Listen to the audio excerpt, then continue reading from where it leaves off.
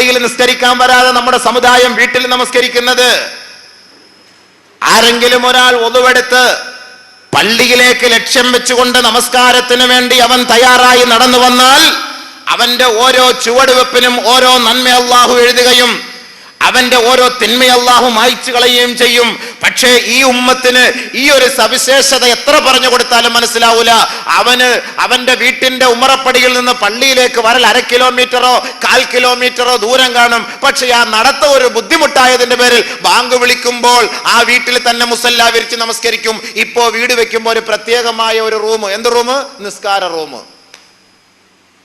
വീട് വെക്കുമ്പോൾ എന്ത് റൂം? നിസ്കാര റൂം. എന്തോ വലിയ കാര്യമായിട്ട് ആളുകൾ കാണുന്നത്. ഞാൻ അതിൽ വലിയ കാര്യമൊന്നും കാണുന്നില്ല. കാരണം എന്താ? ആണുങ്ങൾ നമസ്കരിക്കേണ്ടത് പള്ളിയിൽ, പെണ്ണുങ്ങൾ നമസ്കരിക്കേണ്ടത് വീട്ടില്. പെണ്ണുങ്ങൾക്കുള്ള സൗകര്യം ഉണ്ടാക്കി കൊടുക്കുക, അതിന് വീട് മുഴുവനും വൃത്തിയാക്കിയിടുക. ബെഡ്റൂമിൽ നമുക്ക് നമസ്കരിക്കാം. അപ്പൊ നിസ്കാര റൂം എന്ന് പറയുമ്പോൾ അതെപ്പോഴും വൃത്തിയായി കിടക്കട്ടെ, ഉറങ്ങാൻ കിടക്കുന്ന റൂം അഴുക്ക് പിടിച്ച് കിടക്കട്ടെ എന്നല്ലേ അതിന്റെ അർത്ഥം വരുന്നത്. സൗകര്യം കിട്ടുമ്പോൾ വീട്ടിൽ തന്നെ നമസ്കരിക്കുക. അത് അലസതയാണ്, അലക്ഷ്യമാണ്. ഇല്ല, പള്ളിയിലേക്ക് വരണം. അതിവന് ബുദ്ധിമുട്ട്. ആ ബുദ്ധിമുട്ട് മാറ്റിയെടുക്കലാണ് നമ്മുടെ ക്ലാസ്. ആ ബുദ്ധിമുട്ട് മാറ്റിയെടുക്കുക. നമസ്കരിക്കാൻ പഠിപ്പിക്കേണ്ട ആരെയും. നമസ്കരിക്കാൻ ആരെങ്കിലും പഠിപ്പിക്കണോ? മയ്യത്ത് നമസ്കരിക്കാൻ വേണ്ടി ഒരുത്തനോട് പറയേണ്ട കാര്യമില്ല. പക്ഷെ ആ മയ്യത്തിന്റെ പുറകെ വന്ന് ഒന്നുമെടുത്ത് പോയി നിസ്കരിക്കലാണ് ബുദ്ധിമുട്ട്. അപ്പൊ ഇവൻ സ്വയം മസല കണ്ടെത്തും. ഫർദ് കിഫായ അല്ലയോ? കുറെ പേരൊക്കെ നിസ്കരിക്കുമ്പോൾ അതങ്ങ് ശരിയാവും. പിന്നെ നമ്മൾക്ക് പിന്നെ അടുത്ത വെള്ളിയാഴ്ച പള്ളി പോകുമ്പം രണ്ടും കൂടെ ചേർത്ത് വെച്ചൊരു നിസ്കാരം ഉണ്ടല്ലോ, അവ എളുപ്പമുണ്ട്. പോയി മയ്യത്ത് കണ്ടിട്ട് പിന്നെ ഒരു അത്യാവശ്യം കടയിൽ ആരുമില്ല, അപ്പൊ ഞാൻ പോയിട്ട് വെള്ളിയാഴ്ച ഇൻഷാ അല്ലാഹ് ഇവിടെ ഉസ്താദ് നിസ്കരിപ്പിക്കുക, ആ കൂട്ടത്തിൽ ഞാനും പങ്കെടുത്തോളാം. എളുപ്പമുണ്ട്. നിസ്കരിക്കൽ എളുപ്പമാണ് സുഹൃത്തെ. ഈ നിസ്കരിക്കാൻ വരുന്ന കാര്യമാണ് ബുദ്ധിമുട്ട്. ഹജ്ജ് ചെയ്യൽ എളുപ്പമാണ്, ഹജ്ജിനുള്ള തയ്യാറെടുപ്പാണ് ബുദ്ധിമുട്ട്. അത് മനസ്സിലാക്കിയെങ്കിൽ മാത്രമേ നിന്റെ ഹജ്ജ് കബൂലിയത്താവുകയുള്ളൂ. നമസ്കാരത്തിന് മുമ്പുള്ള ഒരുക്കങ്ങൾ തയ്യാറെടുത്താൽ മാത്രമേ നമസ്കാരം കബൂലിയത്താവുകയുള്ളൂ. നമ്മൾ കരുതുന്ന മൂത്രം ഒഴിച്ചുടനെ ഓടിപ്പോയി ഒന്നും എടുത്തിട്ട് നിസ്കരിക്കാന്നില്ല. റുക്കൂഉം സുജൂദും ചെയ്യുമ്പോൾ ഓരോ തുള്ളി മൂത്രത്തിന്റെ ഓരോ തുള്ളി നിന്റെ അടിവസ്ത്രത്തിൽ വീഴും. അതോടുകൂടി നിസ്കാരം ബാത്തില്, നിന്റെ വുളൂ ബാത്തില്, പള്ളിയിൽ കയറിയത് തെറ്റ്, മൊത്തത്തിൽ പ്രശ്നം. നിന്റെ ബാഹ്യ വീക്ഷണത്തിൽ നോക്കുമ്പോൾ അല്ലാഹു അക്ബർ, പടച്ചോന്റെ മുന്നിൽ വലിയ ഖൗഫോട് കൂടി നമസ്കരിച്ചു. ഇല്ല, നമസ്കരിക്കൽ എളുപ്പം, നമസ്കാരത്തിന് തയ്യാറാകൽ ബുദ്ധിമുട്ട്. ഹജ്ജ് ചെയ്യൽ എളുപ്പം, ഹജ്ജിന് തയ്യാറാകൽ ബുദ്ധിമുട്ട്.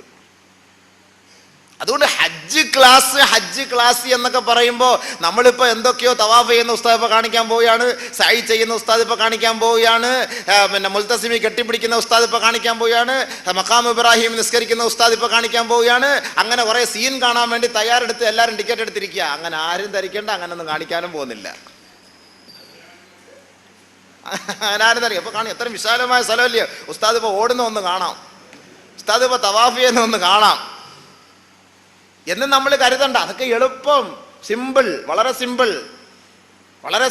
അതൊന്നും ആർക്കും ഒന്നും പറഞ്ഞു തരേണ്ട കാര്യമില്ല. അതാത് സമയങ്ങളിൽ നമ്മൾ ഇൻഷാ അല്ലാഹ് പറഞ്ഞുതരാൻ അങ്ങോട്ട് പോയി ചെയ്യും. പക്ഷെ നമ്മൾ മനസ്സിലാക്കേണ്ടത് ഹജ്ജിന് മുമ്പ് നിങ്ങൾ എന്ത് ചെയ്യണം, അതാണ് നമ്മൾ മനസ്സിലാക്കേണ്ടത്.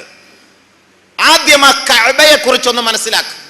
എന്താണ് കഅബ, എന്താണ് മക്ക, എന്താണ് മദീന, അതൊന്ന് മനസ്സിലാക്ക്. പണം കൊണ്ട് അമ്മാനമാടി ഇനിയും ധാരാളം ധനാഠ്യന്മാർ നമ്മുടെ മുന്നിലുണ്ട്. അള്ളാഹുവിന്റെ ഭവനത്തിലേക്ക് പോകണമെന്ന് പറയുമ്പോൾ 100 കണക്കിന് പ്രശ്നങ്ങളാണ് അവർ നമ്മുടെ മുന്നിൽ എടുത്തു വെക്കുന്നത്. 100 കണക്കിന് പ്രശ്നങ്ങൾ അവർ സ്വമേധയാ വ്യാഖ്യാനിക്കുന്നു. അടുത്ത വർഷം പോകാം, അള്ളാഹുവിന്റെ തൗഫീഖ് ഉണ്ടോ ഇല്ലയോ എന്ന് എങ്ങനെ അറിയാം? ബഹുമാനമുള്ള സഹോദരങ്ങളെ, ഇല്ല, ഇത് അള്ളാഹ്ക്ക് ഇഷ്ടമുള്ള കാര്യമല്ല. നബി സല്ലല്ലാഹു അലൈഹി വസല്ലം തങ്ങൾ പറഞ്ഞു, മൻ അറാദൽ ഹജ്ജ ഫൽയതഅജ്ജൽ. ഹജ്ജ് ചെയ്യാൻ നീ ആഗ്രഹിക്കുന്നുണ്ടോ, അതിന് നിനക്ക് താല്പര്യമുണ്ടോ, അതിന് നിനക്ക് ആഗ്രഹമുണ്ടോ, ഫൽയതഅജ്ജൽ, ധൃതി വെച്ചത് ചെയ്തു തീർക്കുക. അത് പിന്നത്തേക്ക് നീ മാറ്റിവെക്കരുത്. ഹജ്ജിൽ ചെയ്യാനും ഹജ്ജിന് പോകാനും കഅബത്തുങ്കൽ പോകാനും മദീന കാണാനും മക്ക കാണാനും താല്പര്യമില്ലാത്ത എന്താ കഅബ അറിയില്ല. ഇന്നിപ്പോ നമ്മളൊരു കാഴ്ച വസ്തുവായിട്ട് നമ്മുടെ മുസല്ലയിലുണ്ട്, വീട്ടിന്റെ മതിലിലും കെട്ടിത്തൂക്കിയിട്ടുണ്ട്, വീട്ടിന്റെ ഷോക്കേസിലും കൊണ്ട് വെച്ചിട്ടുണ്ട്. എന്താ ഈ കഅബ? ഗൾഫിൽ നിന്ന് വരുമ്പോൾ 10 റിയാൽ കൊടുത്താൽ കിട്ടും ഒരു കഅബ. 10 റിയാൽ കൊടുക്കുമ്പോൾ കഅബയും കൊണ്ട് ഇവിടെ വീട്ടിൽ കൊണ്ടുവയ്ക്കുമ്പോൾ ആ കഅബ എന്ത് രസം കാണാൻ. ടിവിയുടെ മോളിൽ കൊണ്ടുവയ്ക്കും, വർക്കത്തിറങ്ങട്ടെ ടിവിക്കകത്തോട്ട് കഅബയ്ക്കകത്ത് നിന്ന്, കാണാൻ എന്ത് രസം, വലിയ ബർക്കത്ത് അല്ലേ? അല്ല സുഹൃത്തുക്കളെ, കഅബയെ കുറിച്ച് മനസ്സിലാക്കണം. പരിശുദ്ധ ഖുർആനിൽ അല്ലാഹു സുബ്ഹാനഹു വ തആല പറഞ്ഞു, ബിസ്മില്ലാഹിർ റഹ്മാനിർ റഹീം. ഇന്ന അവ്വല ബൈതിൻ വുളിഅ ലിന്നാസ് ലല്ലദീ ബിബക്കത മുബാറകൻ വഹുദൻ ലിൽആലമീൻ ഫീഹി ആയാതുൻ ബയ്യിനാതുൻ മഖാമു ഇബ്രാഹീം വമൻ ദഖലഹു കാന ആമിനാ വലില്ലാഹി അലന്നാസി ഹജ്ജുൽ ബൈത്ത് മൻ ഇസ്തതാഅ ഇലൈഹി സബീലാ വമൻ കഫർ ഫഇന്നല്ലാഹ ഗനിയ്യുൻ അനിൽ ആലമീൻ. ആദ്യത്തെ ഭവനമാണ് പടച്ച തമ്പുരാന് വേണ്ടി നെറ്റിത്തടം സമർപ്പിക്കാൻ അല്ലാഹു സുബ്ഹാനഹു വ തആല സൃഷ്ടിച്ച ഗേഹങ്ങളിലെ പ്രഥമ ഗേഹമാണ് പരിശുദ്ധമായ കഅബ. ഇന്ന അവ്വല ബൈത്ത്, ആദ്യത്തെ വീട് വുളിഅ ലിന്നാസ്, ജനങ്ങൾക്ക് വേണ്ടി നിർമ്മിക്കപ്പെട്ട വെക്കപ്പെട്ട വീട്. ലല്ലദീ ബിബക്കത മുബാറകൻ വഹുദൻ ലിൽആലമീൻ, മക്ക എന്ന പട്ടണത്തിൽ, മക്ക മുബാറകൻ വഹുദൻ ലിൽആലമീൻ. പിന്നെ പോകാമെന്ന് കരുതണ്ട, പിന്നീടാകാമെന്നും കരുതണ്ട. അല്ലാഹു തആല പറയുന്നു, ഈ വീട് ഞാൻ എന്തിനാണ് നിർമ്മിച്ചതെന്നറിയുമോ? മുബാറക, അനുഗ്രഹമായി, ബർക്കത്ത് കിട്ടാൻ. അള്ളാന്റെ ഭവനത്തിൽ പോകുന്നവൻ അല്ലാഹ് ബർക്കത്ത് കൊടുക്കും. ലോകത്തിന് ബർക്കത്തിന് വേണ്ടി, നിന്റെ കുടുംബത്തിൽ ബർക്കത്തിന് വേണ്ടി, നിന്റെ ജീവിതത്തിൽ ബർക്കത്തിന് വേണ്ടി, നിന്റെ സന്താനങ്ങളിൽ ബർക്കത്തിന് വേണ്ടി, നിന്റെ കച്ചവടത്തിൽ ബർക്കത്തിന് വേണ്ടി മാത്രമല്ല, വഹുദൽ ലിൽ ആലമീൻ, ലോകത്തിന് മുഴുവനും ഹിദായത്തിന്റെ ഗേഹമായി, ലോകത്തിന് മുഴുവനും സന്മാർഗം എത്തിച്ചു കൊടുക്കുന്ന കേന്ദ്രമായി അല്ലാഹു തആല മക്കയിൽ ഈ വീടിനെ നിർമ്മിക്കപ്പെട്ടു. അല്ലാഹു സുബ്ഹാനഹു വ തആല നിർമ്മിച്ചു കളഞ്ഞു ഈ വീടിനെ പരിശുദ്ധമായ മക്ക മുക്കറമയിൽ. ലോകത്തിന് ഹിദായത്ത് ഒറ്റ ടിക്കറ്റ് കൊണ്ട് ലോകത്തുള്ള മുഴുവൻ പേരെയും കാണാനുള്ള തൗഫീഖ്. എവിടെ പോയാൽ കാണാൻ പറ്റും? ഹജ്ജിനല്ലാതെ. ഒറ്റ ടിക്കറ്റ് അല്ലേ? എത്യോപ്യക്കാരെ കാണാം, നിഗ്രോക്കാരെ കാണാം, അഭിഷക്കാരെ കാണാം, മിസ്രികളെ കാണാം, ലണ്ടൻകാരെ കാണാം, അമേരിക്കക്കാരെ കാണാം, കറുത്തവരെ, വെളുത്തവരെ, മൂക്ക് ചപ്പിയവരെ, മുടി ചുരുണ്ടവരെ, മുടി ഇല്ലാത്തവരെ. പടച്ചവനെ, ഓരോരുത്തരൊക്കെ വസ്ത്രം ഇട്ടുകൊണ്ട് വരുന്നതാണ്. നമ്മളിവിടെ തലങ്ങണി ഉറക്കി വേണ്ടി തയ്ക്കുന്ന തുണിയുണ്ടല്ല, അത് ഇട്ടുകൊണ്ട് ചുരിദാർ പോലെ ആണുങ്ങളൊക്കെ ഇട്ടുകൊണ്ട് നിസ്കരിക്കാൻ വരുന്നു. ഒക്കെയിൽ പോയി കാണാം. നമ്മൾ ഓർത്തും പടച്ചവനെ, നമ്മുടെ നാട്ടിൽ ജനലിന് വിരിപ്പായിട്ട് ഉപയോഗിക്കുന്ന തുണിയാണ്. ഇത് ഒരു വലിയ കാര്യമായിട്ട് ആ വസ്ത്രം. നമ്മളൊക്കെ അന്വേഷിച്ചപ്പോൾ അവരൊക്കെ കല്യാണത്തിനിടുന്ന ഡ്രസ്സാന്ന്. ഏത്? തലയണ ഉറ. നമ്മൾ തലയണ ഉറയ്ക്ക് വേണ്ടി ഉപയോഗിക്കുന്ന വസ്ത്രം ഇട്ടുണ്ടവർ. അപ്പൊ ഇത് പല സൈസിന് നമുക്ക് കാണാം, പല സൈസ്, പല മോഡലിലെ സ്ഥലം. ഇതൊക്കെ ഒറ്റ ടിക്കറ്റ് കാണാൻ പറ്റിയത് മുസ്ലിം ഉമ്മത്തിന് മാത്രമേ ഉള്ളൂ. ലോകത്ത് ആർക്കും ഇങ്ങനെ ഒരു തൗഫീഖ് അല്ലാഹ് കൊടുത്തിട്ടില്ല. ഒറ്റ ടിക്കറ്റില് ഇത്ര പേരെ കാണാം. നിന്റെ അടുത്ത് വന്ന് നിസ്കരിക്കുന്നവര് എത്യോപ്യക്കാരനായിരിക്കും, മൊറോക്കോക്കാരനായിരിക്കും. നിന്റെ അടുത്ത് വന്ന് നിസ്കരിക്കുന്നത് വെള്ളോറം കല്ല് പോലെ വെളുത്തിരിക്കുന്ന വ്യക്തിയായിരിക്കും. ചിലപ്പോൾ മിസ്രി പെണ്ണായിരിക്കും അടുത്തൂടെ വരുന്നത്. ജീവിതത്തിൽ ഈത്തിക്കാവ് ഇരുന്നാൽ പോലും ഒരു മിസ്രി പെണ്ണിനെ കേരളത്തിൽ കാണാൻ പറ്റൂല. നേരെ അവിടെ ചെല്ലുമ്പോൾ, നിന്റെ അടുക്കൽ വരുമ്പോൾ വരുന്നത് മിസ്രി പെണ്ണായിരിക്കും. തോണ്ടാനൊന്നും പറ്റത്തില്ല, തീർന്ന അവിടുത്തെ കാര്യം. ആ കാര്യം പ്രത്യേകം മനസ്സിലായിക്കോളിൻ. അല്ലാഹു സുബ്ഹാനഹു വ തആല പരിശുദ്ധ ഖുർആനിൽ വ്യക്തമായി നമ്മൾ അറിയിച്ച ഒറ്റ ഒരായത്ത്, പരിശുദ്ധമായ മക്ക മുക്കറമയിലേക്ക് ആരെങ്കിലും കയറി കഴിഞ്ഞാൽ, കളിയും ചിരിയൊന്നും അല്ല ഇത്, തമാശയൊന്നും അല്ല ഇത്. പരിശുദ്ധമായ മക്ക മുക്കറമയിലേക്ക് എവനെങ്കിലും കയറിയാൽ, ومن يرد فيه بإلحاد بظلم نذقه من عذاب أليم.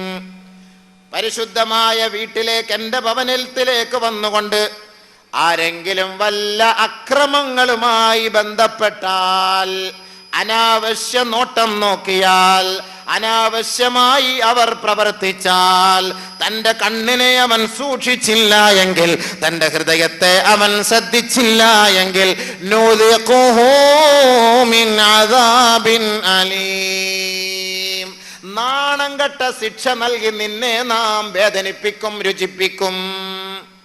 ഇവിടെ അല്ലാഹു സുബ്ഹാനഹു തആല കല്ലി വല്ലി ഒന്നും നോക്കൂല. ഇവിടെ ഉത്സവത്തിന് പോയാലും, ചന്ദനക്കുടത്തിന് പോയാലും, മക്ബറയിൽ പോയാലും, പള്ളിയിൽ പോയാലും, മാർക്കറ്റിൽ പോയാലും, പെണ്ണുങ്ങളുടെ കൂടെ അവിടെ ഇവിടെയൊക്കെ പിന്നെ കല്യാണത്തിനൊക്കെ പോയാലും, എവിടെ നിന്നാലും എന്ത് ചെയ്യില്ല, അള്ളാഹ് ഒന്നും തിരിഞ്ഞു നോക്കൂല. പക്ഷേ ഈ ഒരു നിയത്തും വെച്ചുകൊണ്ട് അങ്ങോട്ട് വന്നു കഴിഞ്ഞാൽ അപ്പോഴേ വീക്കും അള്ളാഹ്. സെക്കൻഡിൽ അവിടെ എത്തുന്നതിന് മുമ്പ് ഹജ്ജിൻ്റെ ഇഹ്റാമിൻ്റെ നിയത്തെത്തുമ്പോഴേ പെണ്ണും പിള്ളയെ മറന്നേക്കണം എന്നും പറഞ്ഞ് അങ്ങ് കളഞ്ഞിട്ട് പോകാനെന്നല്ല ചിന്ത. അല്ല, എന്നാ അവർ വരുന്നവർ പോലും ആ മുസ്ലിയാർ എന്നെ മറക്കണം എന്ന് പറയുന്നത്, ഞാൻ വരുന്നില്ല ഹജ്ജിന് പറഞ്ഞങ്ങള്. മനസ്സ് എന്ത് ചെയ്യാ, അള്ളാഹുമായുള്ള ബന്ധം.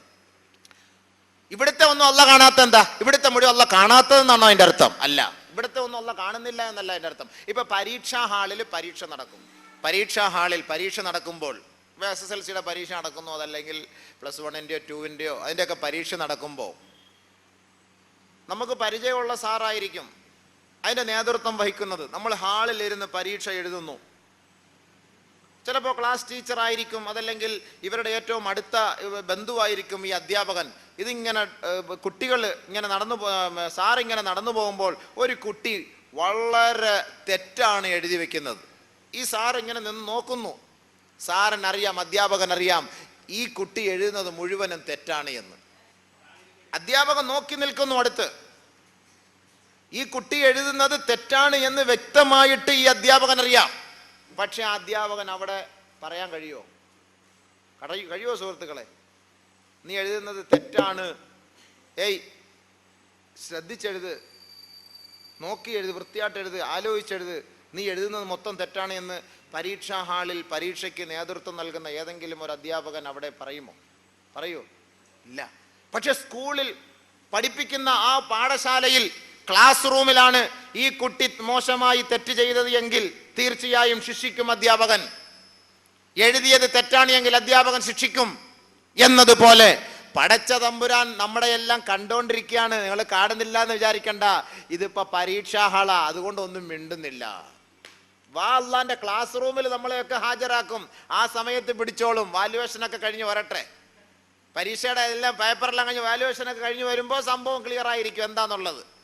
ഒന്നുകിൽ ഫരീഖും ഫിൽ ജന്ന, രണ്ടാമത് ഫരീഖും ഫിസ് സഈർ. നഊദു ബില്ലാഹ്, അല്ലാഹ് സ്വർഗ്ഗത്തിന്റെ അഹലുകാരാക്കട്ടെ. അപ്പോൾ നാം പറഞ്ഞു വന്ന വിഷയം, അള്ളാഹുവിന്റെ ഭവനത്തിൽ പോയി നമ്മുടെ ചിന്ത, കണ്ണ്, ഹൃദയം ഒന്നും മാറാൻ പാടില്ല. ഇത് അള്ളാഹുവിന്റെ ഏറ്റവും വലിയ പരീക്ഷണമാണ്. ഹജ്ജ് എന്ന് പറയുന്നത് വലിയ ഒരു പരീക്ഷണമാണ്. എന്താണ് ഈ പരീക്ഷണം? പടച്ച തമ്പുരാൻ നമ്മളെ കൊണ്ടുപോയി ഒരു തൊഴുത്തിലേക്ക് അഴിച്ചു വിടുകയാണ്. നമ്മളെ കൊണ്ട് അഴിച്ചു വിടുക ഒരു തൊഴുത്തിലേക്ക്. ഏത്? കുറെ മിസ്രി പെണ്ണുങ്ങള്, കുറെ മൊറോക്കക്കാരി പെണ്ണുങ്ങള്, സുന്ദരികളായ പെണ്ണുങ്ങള്, ആണുങ്ങള് എല്ലാവരും ഒരുമിച്ച് കൂടുന്ന ഒരു സദസ്സിൽ അടിവസ്ത്രം പോലുമില്ലാതെ കേവലം 2 വസ്ത്രം മാത്രം പൊതിഞ്ഞ് അല്ലാഹു സുബ്ഹാനഹു തആല നമ്മളെ കൊണ്ടുപോയി ഇതാ കഴുകന്മാരുടെ ഇടയിലേക്ക് അങ്ങോട്ട് വിട്ടിരിക്കുകയാണ്. ഓഹ്, എന്ത് പരീക്ഷണം, എന്ത് പരീക്ഷണം! ബഹുമാനമുള്ള സഹോദരങ്ങളെ, സ്ത്രീകളുടെ ഔറത്ത് മുഴുവനും മറയ്ക്കുക എന്നുള്ളതാണ്. നമസ്കാരത്തിലാണ് മുഖവും മുൻകൈയും തുറന്നിടണമെന്ന് പറയുന്നത്. ഇഹ്റാമിന്റെ സമയത്ത് സ്ത്രീകൾ മുഖവും മുൻകൈയും തുറന്നിടണം. സൗദി പെണ്ണുങ്ങളടക്കം, അല്ലെങ്കിൽ നല്ല തഖ്വയുള്ള പെണ്ണുങ്ങളടക്കം അവരെല്ലാവരും ഈ മുഖം മുഴുവനും മൂടിക്കൊണ്ടാണ്, ബുർഖ ധരിച്ചു കൊണ്ടാണ് നടക്കുന്നത്. പക്ഷേ ഹജ്ജിന്റെ സമയത്ത് ഇഹ്റാമിന്റെ നിയ്യത്ത് ചെയ്തു കഴിഞ്ഞാൽ ആ സഹോദരികളെല്ലാം മുഖം തുറന്നിടണം. അള്ളാഹുവിന്റെ കളി കണ്ടോ? അടച്ചു കഴിഞ്ഞാൽ നമുക്ക് പ്രശ്നമില്ല, കണ്ണ് മാത്രമേ കാണുള്ളൂ. നമ്മളിങ്ങനെ നോക്കുമ്പോൾ ആ കുറേ ദുർഭൂതങ്ങൾ ഇങ്ങനെ അങ്ങോട്ടും ഇങ്ങോട്ടും പോകുന്നു. അതുകൊണ്ട് നമുക്ക് വലിയ പ്രശ്നമൊന്നും വരില്ല. നമ്മൾ കണ്ടാലും നമുക്ക് വലിയ ഇൻട്രസ്റ്റ് ഒന്നും കാര്യങ്ങളും തോന്നൂല. എല്ലാം മൂടിക്കെട്ടി ഇങ്ങനെ പോകുന്നു. അത് എവിടുത്തെ ഉള്ളതാ, ആരാ, വെളുത്തതാന്നോ കറുത്തതൊന്നും നമ്മൾ നോക്കാറില്ല. പക്ഷേ മുഖം തുറന്നിടുമ്പോൾ സ്വാഭാവികമായി നമ്മൾ ഇങ്ങനെ പോകുമ്പോൾ ആ വെളുപ്പോ സൗന്ദര്യമോ കാണുമ്പോൾ നമ്മളൊന്ന് നോക്കിപ്പോകും. അല്ലാഹ്, ആ സമയത്താണ് സൂക്ഷിക്കേണ്ടത്. ഇവിടെയാണ് പരീക്ഷണം. ഹജ്ജ് ചെയ്യൽ എളുപ്പമാണ്. ഹാജിമാർ എയർപോർട്ട് മുതൽ സൂക്ഷിക്കേണ്ട കാര്യമാണിത്. ഇവിടെ നിന്ന് കയറുമ്പോഴേ അല്ലാഹു സുബ്ഹാനഹു വ തആല നിന്റെ മുന്നിലായിരിക്കും കൊണ്ട് നിർത്തുന്നത്. ഇഹ്റാമിന്റെ വേഷത്തിൽ നീയും ഇഹ്റാമിന്റെ വേഷത്തിൽ ഒരു സ്ത്രീയും നിന്റെ മുന്നിലേക്ക് വന്ന് നിൽക്കുമ്പോൾ ആ സന്ദർഭത്തിൽ നിന്റെ ശരീരത്തെ നിനക്ക് എങ്ങനെ നിയന്ത്രിക്കാൻ കഴിയും? അവിടെയാണ് അല്ലാഹു നിനക്ക് മാർക്ക് നൽകുന്നത്. ചിലപ്പോൾ അവളായിരിക്കും നിന്റെ കൂട്ടത്തിൽ തവാഫ് ചെയ്യുമ്പോൾ അവളുടെ പിന്നിലായിരിക്കും നീ. തവാഫ് ചെയ്യുമ്പോൾ അവളുടെ വലത് സൈഡിലായിരിക്കും, അല്ലെങ്കിൽ ഇടത് സൈഡിലായിരിക്കും, അല്ലെങ്കിൽ ഭയങ്കരമായ തിരക്കിൽ ഞെരുങ്ങിക്കൊണ്ടായിരിക്കും തവാഫ് ചെയ്യുന്നത്. ഈ സമയത്ത് നിന്റെ മാനസിക അവസ്ഥയെ അല്ലാഹു തആല ആകാശത്ത് നിന്ന് അവന്റെ ദർബാറിൽ നിന്ന് പടച്ച തമ്പുരാൻ നോക്കിക്കൊണ്ടിരിക്കുന്നു. ആ സന്ദർഭത്തിൽ നിന്റെ അവസ്ഥ എന്താണ് എന്നുള്ളത്. അവിടെയാണ് ഹജ്ജ്, അവിടെയാണ് നീ സൂക്ഷിക്കേണ്ടത്. ഇതാണ് അല്ലാഹു സുബ്ഹാനഹു വ തആല കൊണ്ടുപോയി നമ്മളെ മൊത്തത്തിൽ കൊണ്ടുപോയി അങ്ങ് ഇട്ടു തരുന്നത്. നീ പോയി നീ ചെയ്തിട്ട് വാ, ഞാൻ നോക്കട്ടെ നിന്റെ ഹജ്ജ് കബൂലായോ മഖബൂലായോ മബ്റൂറായോ ഇല്ലയോ എന്ന് ഞാൻ നോക്കട്ടെ, പോ, ഇറങ്ങിപ്പോ. ഇവിടെ അല്ലാഹ് അങ്ങനെ ഇട്ട് തരുമോ? എന്നാ പിന്നെ നമ്മളൊക്കെ രക്ഷപ്പെട്ടു ഇല്ലേ? ഇവിടെ എങ്ങാണ് അല്ലാഹ്, ഇവിടെ ഇപ്പൊ ചാൻസ് ആണല്ലോ. മൊത്തത്തിൽ ഹറാമിന്റെ പ്രവർത്തനങ്ങൾ നടന്നുകൊണ്ടിരിക്കുകയാണല്ലോ. പക്ഷെ അള്ളാഹുവിന്റെ ഭവനത്തിൽ, ഏത് ഭവനം? ആദ്യമായി പടച്ച തമ്പുരാന് വേണ്ടി സുജൂദ് ചെയ്യാൻ നിർമ്മിക്കപ്പെട്ട അള്ളാഹുവിന്റെ ഭവനത്തിന്റെ മുന്നിലേക്ക് അള്ളാഹു തആല ഒരുമിച്ച് നമ്മളെ കൊണ്ടുപോയിട്ട് തരികയാണ്. നമ്മൾ അവിടെ സൂക്ഷിക്കണം, നിങ്ങളെ പരീക്ഷിക്കാൻ വേണ്ടി. അള്ളാഹു നമ്മുടെ ഈമാനെ നിലനിർത്തി തരട്ടെ. ആ സമയങ്ങളിൽ, ആ സന്ദർഭങ്ങളിലെങ്ങാനും നിങ്ങളുടെ മനസ്സ് മാറിക്കൊണ്ട് നിങ്ങൾ വല്ല വികൃതികളോ കുസൃതികളോ കാണിച്ചാൽ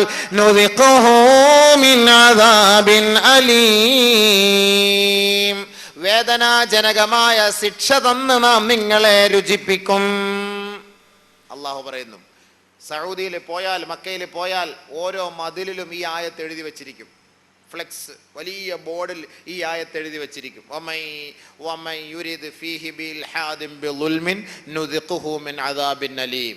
അള്ളാഹുവിന്റെ ഭവനത്തിൽ വന്ന്, അവന്റെ നാട്ടിൽ വന്ന് കല്യാണ ആലോചന തന്നെ പാടില്ല. ഏത് ചിലർ വരുമ്പം, നമ്മളിപ്പം തിരുവനന്തപുരംകാരും കാണും, കൊല്ലക്കാരും കാണും, പാലക്കാട്ടുകാരും കാണും, നെടുമ്പാശ്ശേരിക്കാരും കാണും.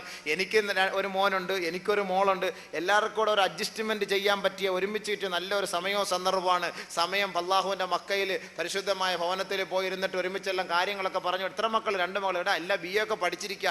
എൻ്റെ മോനൊക്കെ പഠിച്ചിരിക്കുക. എങ്ങനെയുണ്ട് കല്യാണം? അത് ആലോചിച്ച് നോക്കിക്കൊണ്ടൊക്കെ ഇരിക്കുന്നു. എന്നാ പിന്നെ നമുക്ക് ഇൻഷാ അല്ലാഹ് നോക്കിക്കളഞ്ഞാലോ? അല്ലോ, ബഹുമാനമുള്ള സഹോദരങ്ങളെ, സൂക്ഷ്മതയുടെ ഭാഗമാണ്. അതൊന്നും നമ്മുടെ ലക്ഷ്യം എന്താണ്? ഹജ്ജ്, അള്ളാന്റെ അടുക്കലേക്ക് നമ്മൾ പോകുമ്പോൾ ഈ ആവശ്യങ്ങളൊന്നും അല്ല നമ്മൾ അവിടെ ചർച്ച ചെയ്യേണ്ടത്. പ്രത്യേകം ശ്രദ്ധിച്ചോണം, മനസ്സിലായിക്കൊള്ളണം. ഈ ആവശ്യങ്ങൾ നമ്മൾ അവിടെ ചർച്ച ചെയ്യാൻ പാടില്ല. പ്രത്യേകിച്ച് ഇഹ്റാമിന്റെ വേഷത്തിൽ, ഇഹ്റാമിന്റെ വേഷമായ ദുനിയാവിന്റെ മറ്റു വിഷയങ്ങളെ കുറിച്ച് ചർച്ച ചെയ്യാനേ പാടില്ല. എല്ലാം പിന്നെ അള്ളാഹുമായി. കാരണം എന്താണ്? നിന്നെ അള്ളാഹു സുബ്ഹാനഹു വ തആല പരീക്ഷിക്കാൻ വേണ്ടി 2 തുണിയിൽ കെട്ടിക്കഴിഞ്ഞു. ഞാൻ ഇൻഷാ അല്ലാഹ് പോകുന്നതിന് മുമ്പ് എന്തിനാണ് ഇഹ്റാം വേഷം ധരിക്കുന്നത്? അത് നമുക്ക് എതുമായി ബന്ധപ്പെടുത്താൻ കഴിയും? ഒരു മരണത്തിലേക്കുള്ളൊരു യാത്രയാണ്, ഒരു മരണയാത്രയാണ് ഹജ്ജ് യാത്ര എന്ന് പറയുന്നത്. ആഖിറത്തിലേക്കുള്ള ഒരു യാത്രയാണ്. ഇൻഷാ അല്ലാഹ് നമ്മൾ പോകുന്നതിന് മുമ്പ് ഞാൻ ആ സംഭവം വിവരിച്ചു തരാം, അതെങ്ങനെയാണ് എന്നുള്ളത്. അതിൻ്റെ ഏറ്റവും ഒരു ഉദാഹരണമാണ്, മരിച്ചു കഴിഞ്ഞാൽ നമ്മളിപ്പോൾ എത്രത്തോളം കൂടിയ ഡ്രസ്സ് ധരിച്ചുകൊണ്ട് നടക്കുന്നവരാണെങ്കിലും മരിക്കുമ്പോൾ അവനെ പൊതിയുന്നത് 2 തുണി 3 തുണിക്കകത്താ, വെള്ളത്തുണി. അതേപോലെയാണ് ഹജ്ജിന് വേണ്ടി യാത്രയാക്കുമ്പോൾ അവനെ പൊതിയുന്നത് 2 വെള്ളത്തുണിക്കകത്താണ്. അവിടെ വേറെ ഒരു കളറില്ല. ഉണ്ടോ? അവിടെ വേറെ ഒരു കളറില്ല. അവനെ പൊതിയുകയാണ്. അവന്റെ മരണം അവന്റെ മുന്നിൽ വരണം. പടച്ചവനെ, എൻ്റെ കഫനിതാ പൊതിയുകയാണല്ലോ അല്ലാഹ്. കഫൻ പൊതിയുന്ന ഇഹ്റാമിന്റെ തുണി ധരിക്കുന്നതിന് മുമ്പ് ശരീരമെല്ലാം ശുദ്ധിയാക്കണം. എല്ലാവിധ നമ്മുടെ രോമങ്ങളെല്ലാം നീക്കം ചെയ്യണം, നഖമെല്ലാം മുറിക്കണം, എല്ലാം മാറ്റി കുളിച്ച് വൃത്തിയാക്കി ശരീരത്തിലൊക്കെ അത്തർ പൂശി നല്ല മണമുള്ള അവസ്ഥയിലൊക്കെ ആയി നീ ഇഹ്റാമിന്റെ വസ്ത്രം ധരിക്കുമ്പോൾ സ്വാഭാവികമായിട്ട് നീ മനസ്സിലാക്കണം, യാ അല്ലാഹ്, എനിക്ക് ഇനി മടങ്ങി വരാം എന്ന് ഒരു ഉറപ്പുമില്ല. എൻ്റെ മയ്യത്ത് കൊണ്ടുപോകുന്ന ഒരു രൂപമാണ് എൻ്റെ മനസ്സിൽ തെളിഞ്ഞു വരുന്നത്. യാ അല്ലാഹ് ഉണ്ടാകണം. അത് ഞാൻ ഇൻഷാ അല്ലാഹ് പോകുന്ന സമയമാകുമ്പോൾ പറഞ്ഞുതരാം. അപ്പോൾ ഒന്നുകൂടെ ഫിക്റാവും. ഇപ്പോൾ പറഞ്ഞു തന്നാൽ അതെല്ലാം മറന്നു പോകും. ഇപ്പൊ നമ്മൾ അതിനുള്ള മുമ്പുള്ള സംഭവങ്ങൾ മനസ്സിലാക്കി. അപ്പൊ ആദ്യമായ വീടാണ് പരിശുദ്ധമായ കഅബ ഷരീഫ്, അള്ളാഹുവിന്റെ ഭവനം. ഫീഹി ആയാതും ബയ്യിനാതും മഖാമു ഇബ്രാഹീം. ആ ഭവനത്തിൽ മഹത്തായ ഒരു ദൃഷ്ടാന്തമുണ്ട്. അത് ഇബ്രാഹിം നബി അലൈഹിസ്സലാത്തു വസ്സലാമിന്റെ മഖാമാണ്. മഖാം ഇബ്രാഹിം, ഒരു ചെറിയ ഒരു കൂടാരം. അതൊക്കെ അവിടെ പോകുമ്പോൾ കാണിച്ചു തരാം. തവാഫെല്ലാം കഴിഞ്ഞ് അതിൻ്റെ മുന്നിൽ പോയി നമസ്കരിക്കണമെന്നാണ് നിയമം.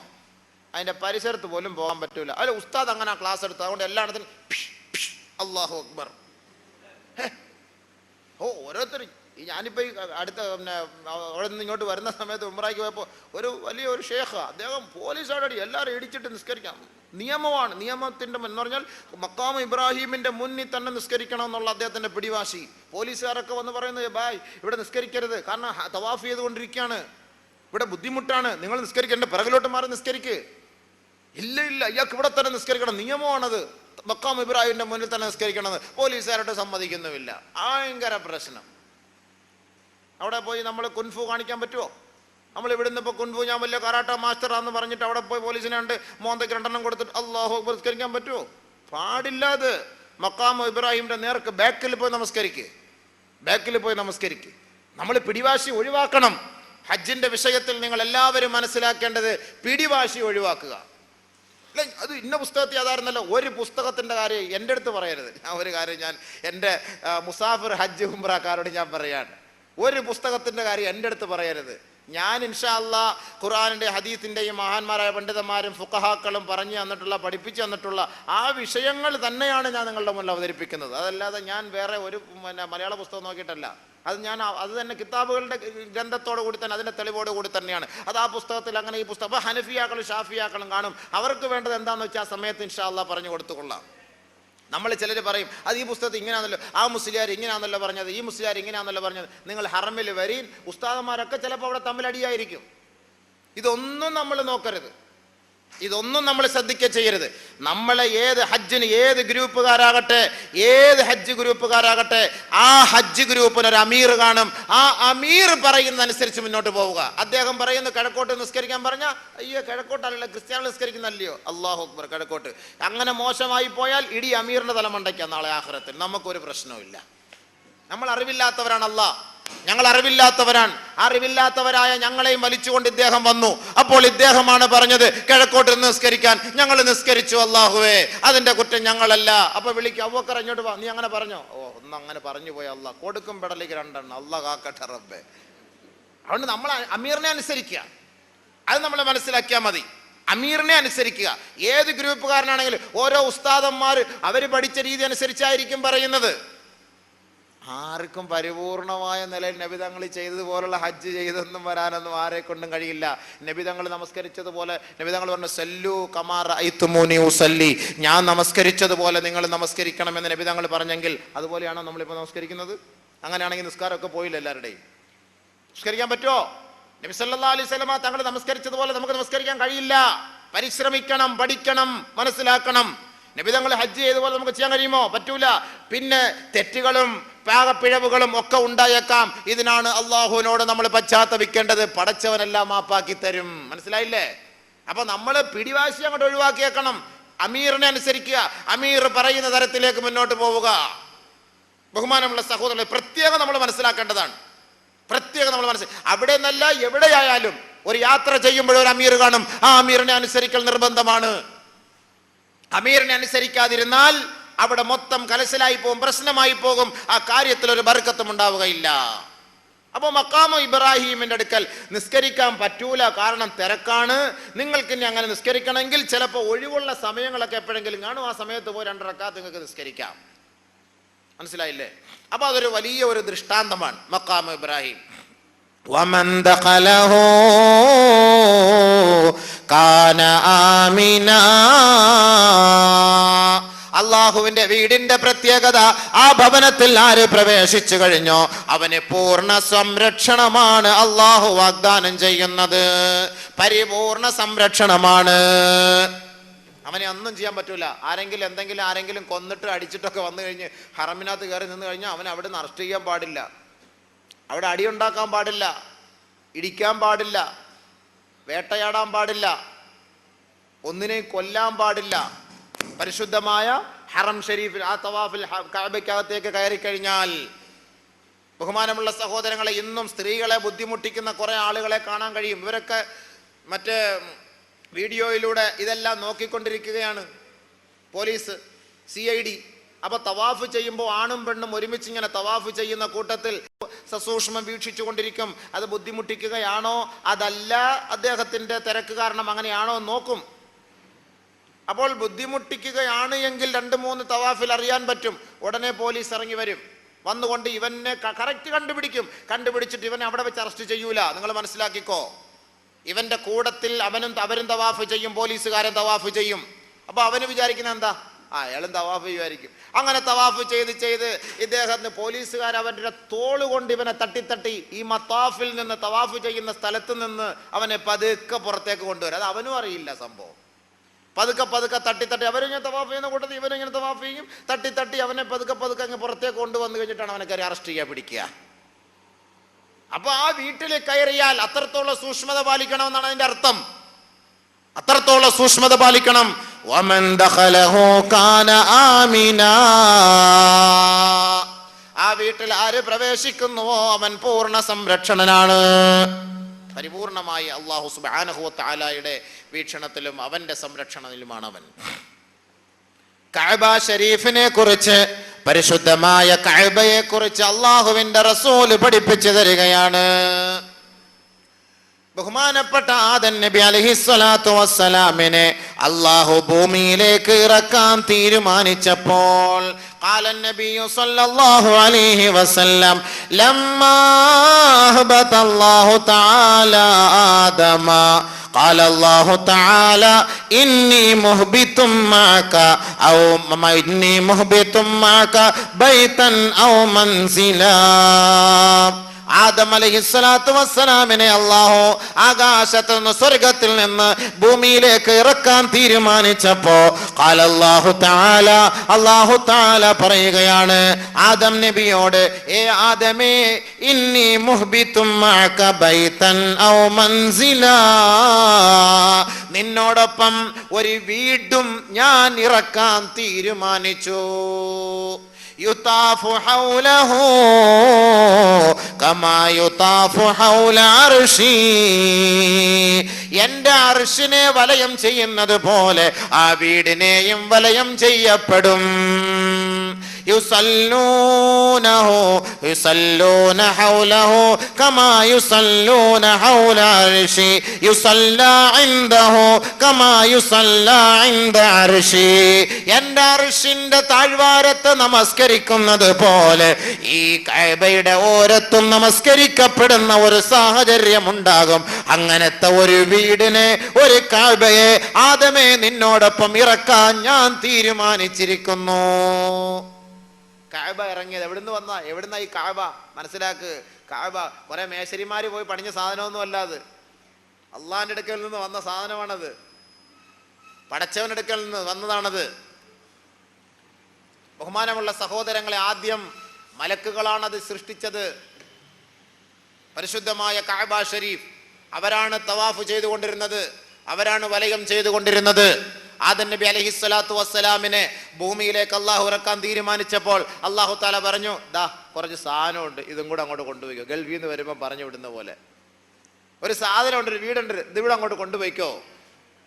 ആദം നബി അലൈഹിസ്സലാത്തു വസ്സലാമിന്റെ കൂട്ടത്തിൽ കഅബ ഷരീഫിനെ അല്ലാഹു തആല ഭൂമിയിലേക്ക് ഇറക്കുകയാണ്. കഅബ അല്ലാഹുവിന്റെ വീട്, ദാ കഅബത്തുല്ലാഹ്. പടച്ച അത് കഅബയെ കുറിച്ചും മക്കയെ കുറിച്ചും അതേക്കുറിച്ചും മനസ്സിലാക്കുമ്പോഴാണ് നമുക്ക് അതിനോടൊരു താല്പര്യം ഉണ്ടാവുക. അതുകൊണ്ടാണ് ഞാനിത് പറയുന്നത്. മുന്നൊരുക്കങ്ങളിലേക്ക് കടന്നിട്ടില്ല, ആദ്യം ഇതിന്റെ കുറച്ച് ശ്രേഷ്ഠത മനസ്സിലാക്കുക. അവിടെ പോയൊന്നും പറയാനൊന്നും സമയം കിട്ടില്ല. അവിടെ നമുക്ക് ഹജ്ജിനെ കുറിച്ചാണ്. അപ്പോൾ അല്ലാഹു സുബ്ഹാനഹു വ തആല ആദം നബി അലൈഹിസ്സലാത്തു വസ്സലാമിന്റെ കൂട്ടത്തിൽ ഇറക്കി. ഫലമ്മാ കാന സമനു തൂഫാൻ,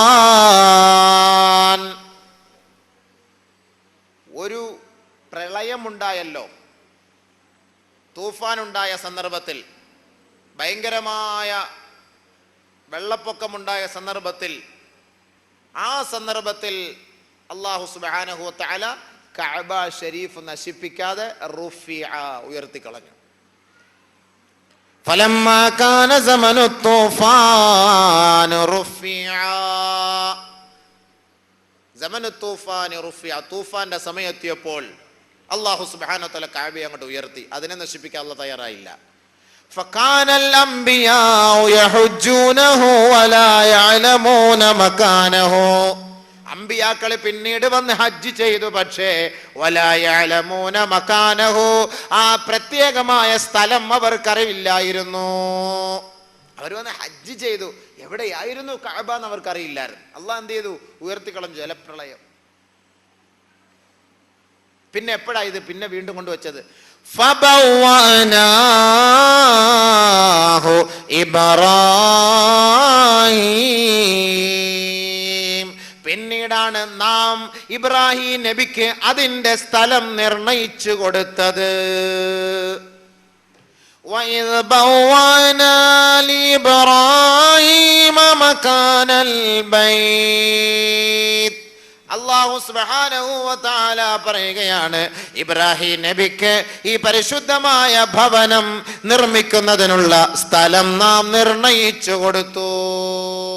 ഫബനാഹു ബിഖംസതി അജ്ബുൽ, ഇബ്രാഹിം നബി അലൈഹിസ്സലാത്തു വസ്സലാം ഈ കഅബ നിർമ്മിച്ചത് 5 മലകളിലെ കല്ലുകൊണ്ടാണ്. ഫബനാഹു ബിഖംസതി അജ്ബുൽ, 5 മലകളിലെ കല്ലുകൊണ്ടാണ് ഈ കഅബയെ ഇബ്രാഹിം നബി അലൈഹി സ്വലാത്തു വസ്സലാം നിർമ്മിച്ചത്. ജബൽ ഹിറാ, ജബൽ ജബൽ സബീർ, ജബൽ ലുബ്നാൻ, ജബൽ തൂർ, ജബൽ ഖൈർ. 5 മലകളിലെ കല്ലെടുത്തിട്ടാണ് ഇബ്രാഹിം നബി അലൈഹി സ്വലാത്തു വസ്സലാം പരിശുദ്ധമായ കഅബ ഷരീഫിനെ പണിതത്. ഒന്ന് ജബൽ ഹിറ, ഹിറ ഗുഹ, അത് മാത്രമേ നമുക്ക് ഓർമ്മയുള്ളൂ. അതൊരു വലിയ മലയാത്, അതൊരു വലിയ മലയാണ് ഹിറ.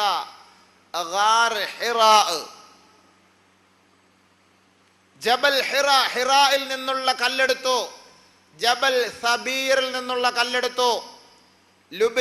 ലബനാനിലുള്ള ജബൽ, അവിടുന്ന് കല്ലെടുത്തു. ജബൽ തൂർ, തൂർസീന പർവ്വതത്തിലെ കല്ലെടുത്തു. ജബലുൽ ഖൈർ, ഖൈറിന്റെ പർവ്വതത്തിലെ കല്ലുമെടുത്തു. ഫബനാഹു, ഇബ്രാഹിം നബി അലൈഹി സ്വലാത്തു വസ്സലാം ആ കഅബയെ പണിതു. അല്ലാഹുവിന്റെ റസൂൽ പറയുന്നു, ഫതമത്തഉ മിൻഹു മസ്തതഅതും, നിങ്ങളുടെ കഴിവനുസരിച്ച് നിങ്ങൾ അതിൽ നിന്ന് സുഖം അനുഭവിച്ചു കൊള്ളണേ. ഈ കഅബയിൽ വന്നിട്ട് സുഖം അനുഭവിക്കാൻ, എന്തിനാ സുഖം അനുഭവിക്കാൻ പറഞ്ഞത്? കേട്ടോളി. കഅബ ഷരീഫ് കരഞ്ഞു, കഅബ ഷരീഫ് കരഞ്ഞു. എന്തിനാണ്? ബഹുമാനപ്പെട്ട ജാബിർ റളിയല്ലാഹു അൻഹു റിപ്പോർട്ട് ചെയ്യുന്ന ഹദീസ്, ഖാല ഖാല റസൂലുള്ളാഹി സ്വല്ലല്ലാഹു അലൈഹി വസല്ലം, അല്ലാഹുവിന്റെ റസൂൽ പറയുകയാണ്, ഇന്നൽ കഅബത ലഹാ ലിസാനു വശഫതാൻ, നിശ്ചയം കഅബ ഷരീഫിന് ഒരു നാവും 2 ചുണ്ടുമുണ്ട്.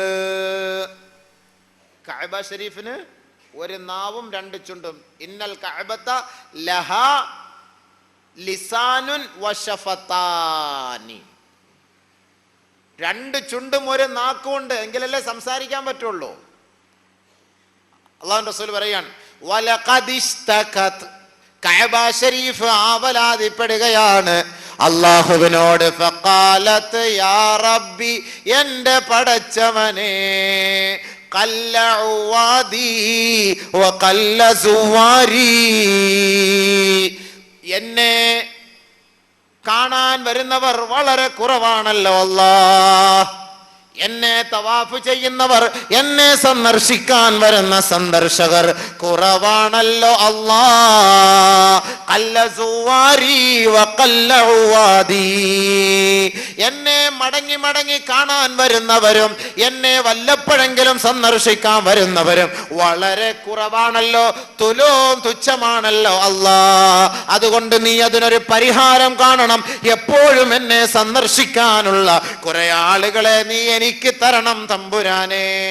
കഅബ ആവലാതിപ്പെടുകയാണ്, നമ്മളിവിടെ പിറകെ പോയിട്ട് സീറ്റ് കൊടുത്താൽ വാ ഹാജി ഹജ്ജിന് പോപ്പാ, ഇപ്പൊ ഒന്നും വരാൻ ഒക്കത്തില്ല, പെണ്ണെ കട്ടിക്കണം, വീട് വെക്കണം, കട കിടക്കുന്നു, മോള് പ്രസവിക്കാൻ കിടക്കുന്നു, എല്ലാം കൂടെ കിടക്കും, ഞാൻ ഇപ്പൊ അങ്ങനെ ഹജ്ജിന് വരാം. പിറകെ നമ്മൾ പോയി നടക്കുക, പിറകെ നമ്മൾ ഹജ്ജിന് കൂടെ നടക്കാൻ പോവാണ്. എന്ത് ചെയ്യാനാ?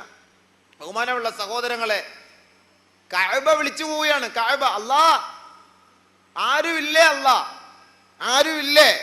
വളരെ കുറവാണല്ലോ, ആളുകളൊക്കെ വളരെ കുറവാണല്ലോ, ആരും വരുന്നില്ലല്ലോ, കസ്റ്റമർ കുറവാണല്ലോ, ഇങ്ങോട്ട് കൊണ്ടുപോവാ പടച്ചവനെ.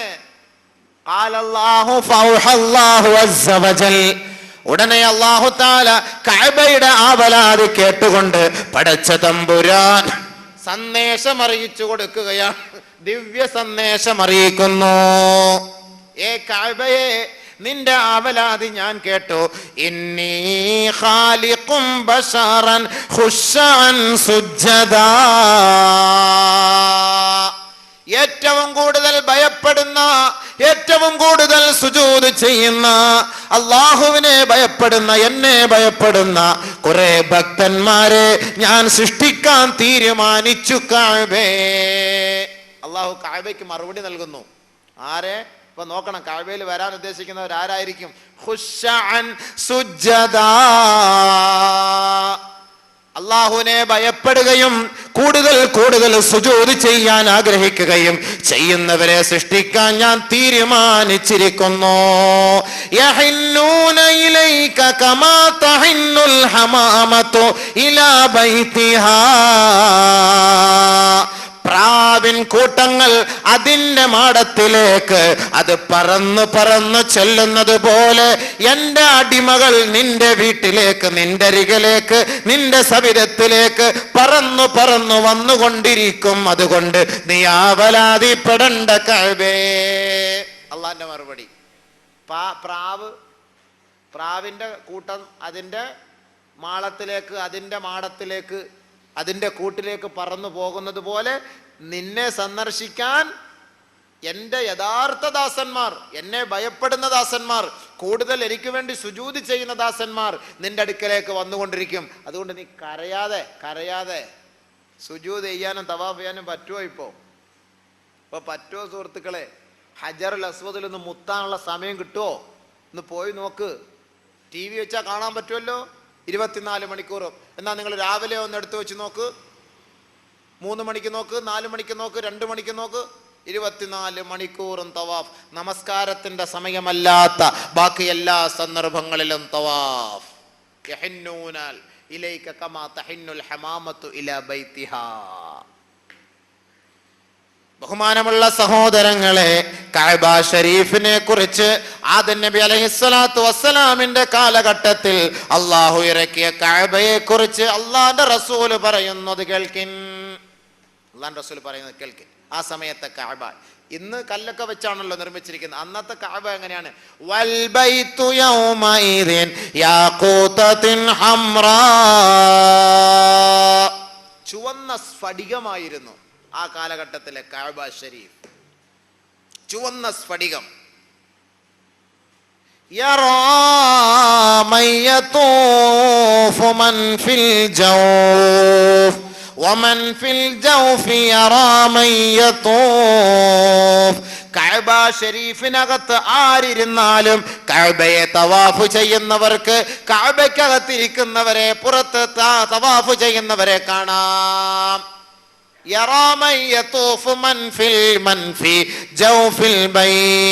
കഅബയെ തവാഫ് ചെയ്യുന്നവർക്ക് കഅബയ്ക്കകത്തിരിക്കുന്നവരെ കാണാം.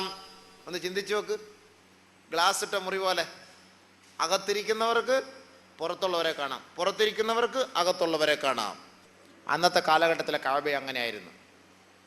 ഇനി അവിടുത്തെ ഈ റുക്നുൽ യമാനും മഖാമു ഇബ്രാഹിമും, ഞാൻ പറഞ്ഞല്ലോ മഖാമു ഇബ്രാഹിം, റുക്നുൽ യമാനൊക്കെ നമ്മൾ കഅബ വരുമ്പോൾ ഇൻഷാ അല്ലാഹ് കഅബയൊക്കെ വെച്ചിട്ട് കാണിച്ചു തരാം ഇൻഷാ അല്ലാഹ്. ഹജറുൽ അസ്വദിന്റെ ഒരു മൂല, ഹജറുൽ അസ്വദ് ഒരു മൂലയിലാണെങ്കിൽ അത് അതിൻ്റെ ബാക്കിലുള്ള മറ്റൊരു മൂലയിൽ ഇരിക്കുന്ന ഒരു സാധനം, ആ ഒരു റുക്കൻ, ആ ഒരു മൂലയ്ക്കാണ് റുക്കൻ എന്ന് പറയുന്നത്. അല്ലാഹുവിന്റെ റസൂൽ സല്ലല്ലാഹു അലൈഹി വസല്ലമ തങ്ങൾ പറയുന്നു, ഇന്നർ റുക്ന വൽ മഖാമ യാഖൂതത്തും മിൻ യാഖൂതിൽ ജന്ന. ഈ റുക്കൻ എന്ന് പറഞ്ഞ മൂല, ഈ മൂല എവിടുത്തതാ? ഈ കഅബയുടെ ഈ മൂല, ഈ മഖാമു ഇബ്രാഹിം എവിടുത്തതാണ്? മഖാമു ഇബ്രാഹിം എന്ന് പറഞ്ഞാൽ എവിടുത്തതാണ് നോക്കണം. അപ്പൊ കഅബ മൊത്തം സ്വർഗത്തിൽ നിന്ന് അല്ലാഹു കൊണ്ടുവന്നതാ. യാഖൂതത്തും മിൻ യാഖൂതിൽ ജന്ന, സ്വർഗത്തിലെ മരതകമാണത്, മാണിക്യമാണത്, സ്ഫടികമാണത്, സ്വർഗത്തിലെ ആയിരുന്നു. വലോ വതമസല്ലാഹു നൂറഹുമാ, അത് ഭയങ്കര തിളക്കമുള്ളതായിരുന്നു. ഈ മഖാമു ഇബ്രാഹിമും ഈ റുക്നുൽ യമാനും അത് ഭയങ്കര തിളക്കമായിരുന്നു, ഭയങ്കര വെളിച്ചമായിരുന്നു. തമസല്ലാഹു നൂറഹുമാ, അല്ലാഹു തആല അതിന്റെ രണ്ടിന്റെയും പ്രകാശത്തെ പടച്ചവൻ അണച്ചു കളഞ്ഞു. വലൗ ലം യത്മിസ് നൂറഹുമാ ലഅളാ മാ ബൈനൽ മശ്രിഖി വൽ മഗ്രിബ്, അല്ലാഹു എങ്ങാനും അതിന്റെ പ്രകാശത്തെ അണച്ചില്ലായിരുന്നുവെങ്കിൽ കിഴക്കിന്റെയും പടിഞ്ഞാറിന്റെയും പ്രദേശങ്ങൾ വരെ അത് തിളങ്ങിക്കൊണ്ടിരിക്കുമായിരുന്നു. ആലോചിച്ച് നോക്കി, എവിടെങ്കിലും ദൂരെ പന്ത് കളി നടക്കുമ്പോഴേ മുകളിലത്തെ ആ മെർക്കുറി ലൈറ്റ് കാണുമ്പോൾ ഓ ഉണ്ട് അവിടെ എന്തോ പണിനാൾ നടക്കുന്നു. ലൈറ്റ് ഹൗസ് കടന്ന് ഇങ്ങനെ കറങ്ങുമ്പോൾ ഓ അത് ഇവിടെ എവിടെയോ ലൈറ്റ്, ഇവിടെ എവിടെയോ ഉണ്ടത് എന്നൊക്കെ പറയാറില്ലേ.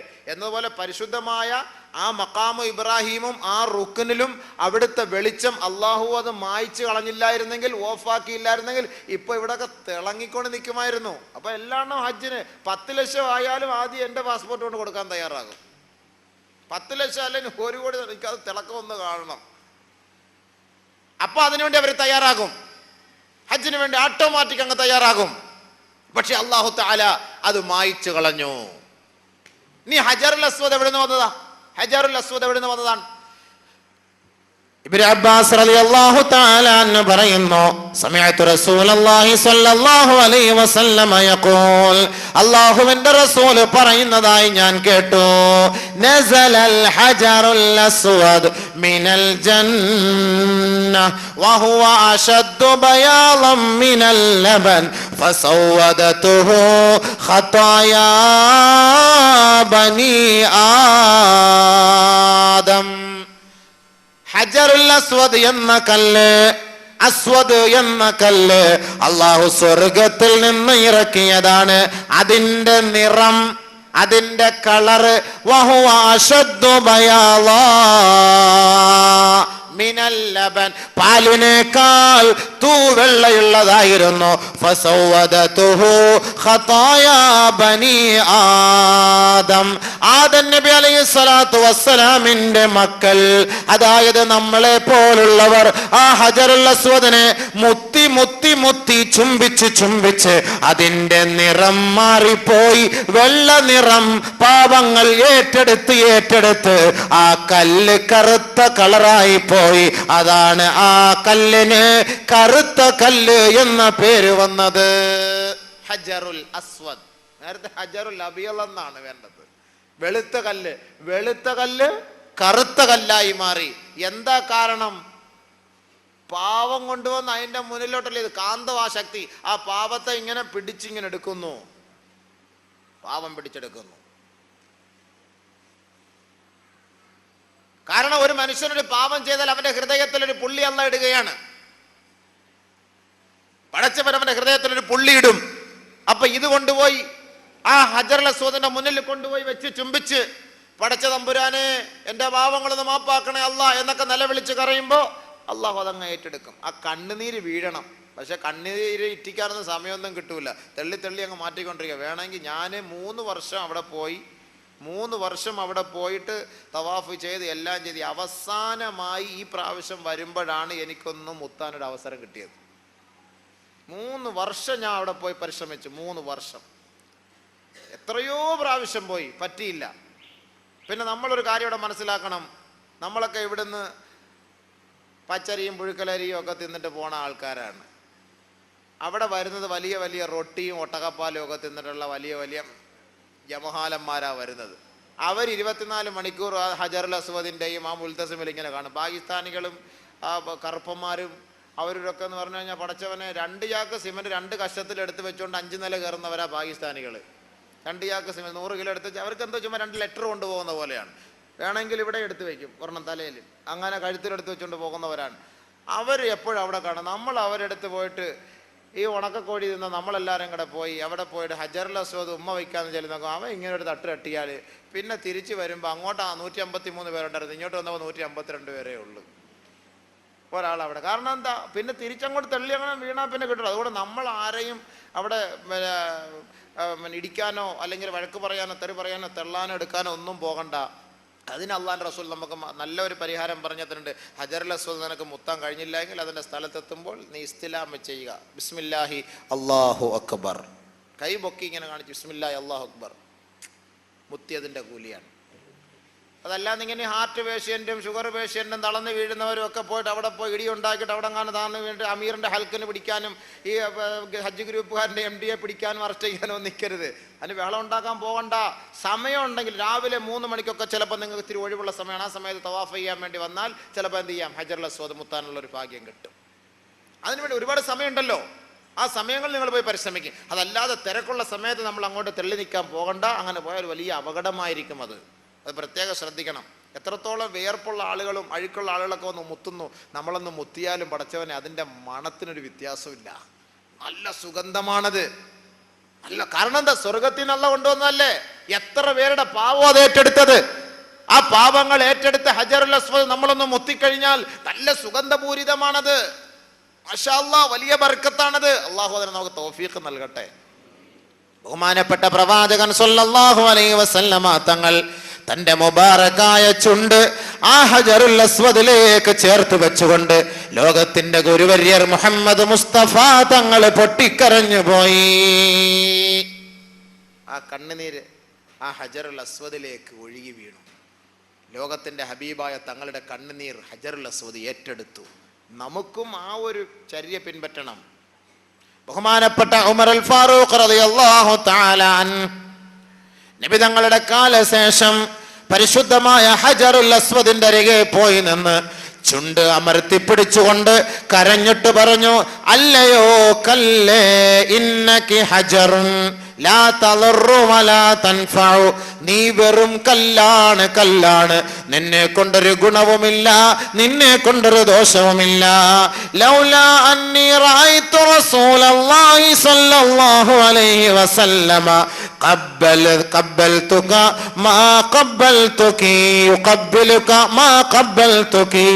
നബി സല്ലല്ലാഹു അലൈഹി വസല്ലമ തങ്ങൾ നിന്നെ മുത്തുന്നത് ഞാൻ കണ്ടില്ലായിരുന്നുവെങ്കിൽ മാ ഖബ്ബൽതുകി, ഏ ഹജറേ, നിന്നെ ഞാൻ ചുംബിക്കുമായിരുന്നില്ല. മനസ്സിലായോ? വെറും ഒരു കല്ലാണത്. പക്ഷെ ആ കല്ല് ചുംബിക്കാൻ നമ്മൾ കാരണക്കാരായത് എന്താണത്? സുന്നത്തായത് എന്താണ്? നബിതങ്ങൾ ചുംബിച്ചു, അതുകൊണ്ട് നമ്മളും ചുംബിക്കുന്നു. ലോകത്ത് വെച്ച് സ്റ്റോപ്പില്ലാത്ത ഒരു സുന്നത്ത്, അതായത് വിശ്രമമില്ലാത്ത ഒരു സുന്നത്തിന്റെ പേര് പറഞ്ഞാൽ എന്താ പറയാ? സുന്നത്ത്. അതായത് ഓട്ടോമാറ്റിക് നടന്നുകൊണ്ടേയിരിക്കുന്ന സുന്നത്ത്, എപ്പോഴും വർക്കിംഗ് ആണ്. അത് സുന്നത്തല്ലല്ലോ, അത് വർക്കിംഗ് ആണ്. എന്താണ്? ഹജറുൽ അസ്വദിൽ മുത്തുക. അതിന് ഒഴിവില്ല, ചോദിച്ചാൽ പറഞ്ഞോളി, അല്ലെങ്കിൽ ആരോടെങ്കിലും പോയി ചോദിക്കുക. ലോകത്ത് നടന്നുകൊണ്ടേയിരിക്കുന്ന ഒരു സുന്നത്ത്, വിശ്രമമില്ലാതെ സഞ്ചരിച്ചു കൊണ്ടിരിക്കുന്ന ഒരു സുന്നത്ത് ഏതെന്ന് ചോദിച്ചാൽ ഹജറുൽ അസ്വദിൽ മുത്തുക എന്നുള്ളതാണ്. വല്ല ഒഴിവുണ്ടോ? ആ TV എടുത്ത് വെച്ച് നോക്കി ഇങ്ങനെ ഹജറുൽ അസ്വദ് മുത്തുന്നത് കാണാം. വല്ല ഒഴിവുണ്ടോ? നമസ്കാരത്തിന്റെ സമയമല്ലാത്ത ഏതെങ്കിലും ഒരു സമയത്ത് ഒഴിവുണ്ടോ സുഹൃത്തുക്കളെ? ഇല്ല, ഒരിക്കലുമില്ല.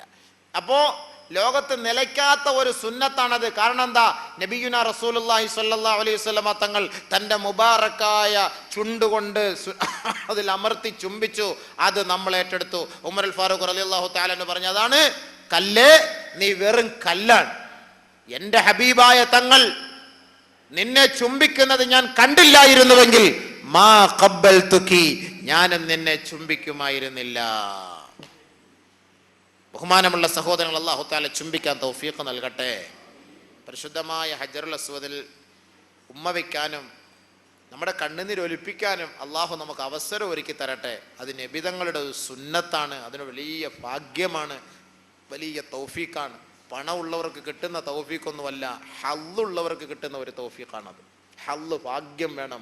സമ്പത്തുണ്ടായത് കൊണ്ട് അവിടെ പോയി ഉമ്മ വയ്ക്കാമെന്നൊന്നും നോക്കാൻ നടക്കുന്ന കാര്യമേ അല്ല. അള്ളാന്റെ ഭാഗത്തു നിന്നുള്ള ഓശാരം ഉണ്ടാകണം. പടച്ചവൻ നമുക്കതിനെ നസീബാക്കുമാറാകട്ടെ.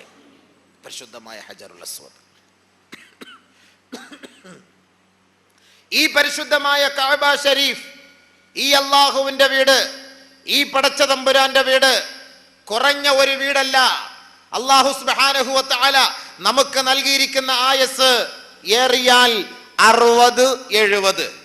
നബി സല്ലല്ലാഹു അലൈഹി വസല്ലമ തങ്ങൾ പറഞ്ഞു, അഅ്മാർ ഉമ്മത്തി മിന 60 ഇലാ 70. എന്റെ ഉമ്മത്തികളുടെ വയസ്സ് 60-ന്റെയും 70-ന്റെയും ഇടയിലാണെന്ന് നബിയുനാ റസൂലുള്ളാഹി സ്വല്ലല്ലാഹു അലൈഹി വസല്ലമ തങ്ങൾ പറഞ്ഞുവെങ്കിൽ 15 വയസ്സ് വരെ അല്ലാഹു തആല നിനക്ക് കൺസെഷൻ ചെയ്ത് മാറ്റും. പ്രായപൂർത്തി എത്തുന്നവരെ നീ നിസ്കരിച്ചില്ലേ കുഴപ്പമില്ല, 15 വയസ്സ് മാറ്റും. 60 വയസ്സ് വരെ ജീവിക്കാൻ ഒരുവന് തൗഫീഖ് കിട്ടുകയും പ്രായപൂർത്തി എത്തിയത് മുതൽ 60-ാമത്തെ വയസ്സ് വരെ അവൻ ഒരു വഖത്ത് നമസ്കാരം പോലും മുടക്കാതെ നമസ്കരിച്ചാൽ അവൻ മൊത്തം ടോട്ടലായി നമസ്കരിച്ച നമസ്കാരം 1,375 വഖത്താണ്. 55 വർഷം കൊണ്ട്, അതായത് റിട്ടയർ ചെയ്യുന്ന സമയം നീ നമസ്കരിച്ച വഖത്ത് എത്ര? 1,375. ഓ, 55 വർഷമായിട്ട് അത്രേ നിസ്കരിച്ചുള്ള, അത്രേ ഉള്ളൂ. എന്നാൽ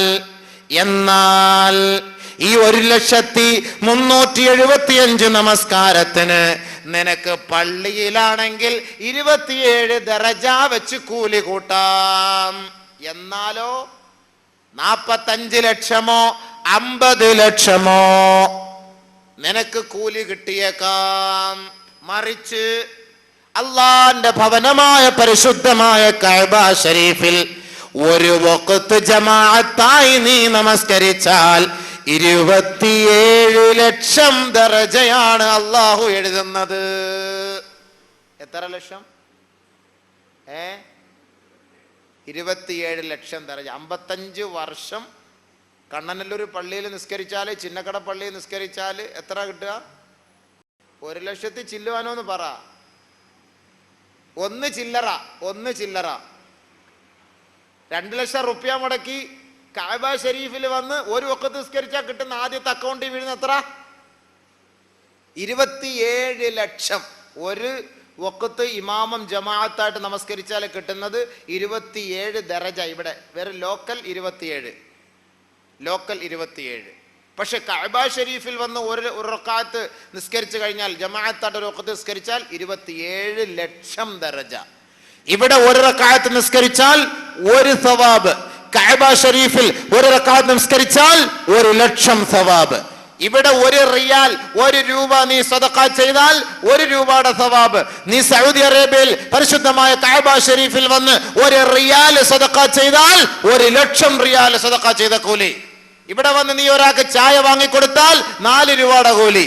കഅബ ഷരീഫിൽ വന്നൊരു ചായ വാങ്ങിക്കൊടുത്താൽ 1 ലക്ഷം ചായ വാങ്ങിക്കൊടുത്തതിന്റെ കൂലി. ഇവിടെ വെച്ച് നീ ഒരു ഖുർആൻ പാരായണം ചെയ്ത് ഖത്തം പൂർത്തിയാക്കിയാൽ 1 ഖുർആൻ ഓതിയതിന്റെ കൂലി. കഅബ ഷരീഫിൽ വെച്ച് നീ ഒരു ഖുർആൻ ഖത്തം പൂർത്തിയാക്കിയാൽ 1 ലക്ഷം ഖുർആൻ ഖത്തം പൂർത്തിയാക്കിയതിന്റെ കൂലി. 40 ദിവസം കൊണ്ട് ആലോചിച്ച് നോക്ക്, എത്ര കോടി വാരി എടുത്തുകൊണ്ട് വരാം. 40 ദിവസത്തെ നമ്മുടെ യാത്രയിൽ 40 ദിവസത്തിൽ 8 ദിവസം ഒഴിച്ച് 32 ദിവസം പരിശുദ്ധമായ കഅബ ഷരീഫിലായിരിക്കും നാം. ഈ 32 ദിവസത്തിൽ ഓരോ വഖത്തും നമ്മൾ നഷ്ടപ്പെടാതെ ജമാഅത്തായി നമ്മൾ നമസ്കരിച്ചാൽ കാൽക്കുലേഷൻ ചെയ്ത് നോക്കിക്കോളിൻ, 45 കോടിയോളം സവാബാണ്. 60 വർഷം 70 വർഷം 80 വർഷം ഇവിടെ കമിഴ്ന്ന് വീണ് നീ നമസ്കരിച്ചാലും നിനക്ക് കിട്ടാത്ത സവാബാണ് അല്ലാഹു തആല കഅബ ഷരീഫിൽ കേവലം 32 ദിവസം കൊണ്ട് അല്ലാഹു തആല നിനക്ക് നൽകുന്നത്. പോരെ?